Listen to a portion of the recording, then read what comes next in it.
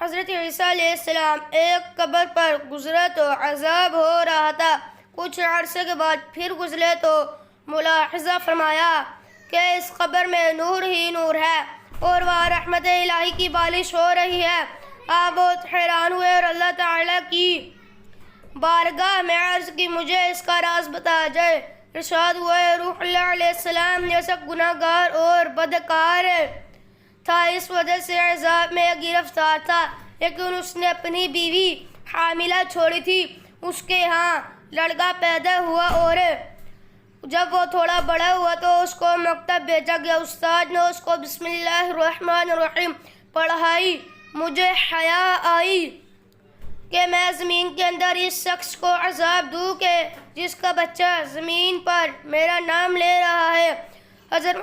آخری نبی حضرت محمد صلی اللہ علیہ وسلم نے فرمایا جب استاد بچے سے کہتا ہے بسم اللہ الرحمن الرحیم پڑھو تو آخری نبی صلی اللہ علیہ وسلم فرماتے ہیں استاد بچے اور اس کے والدین کے لیے نجات لکھ دی جاتی ہے۔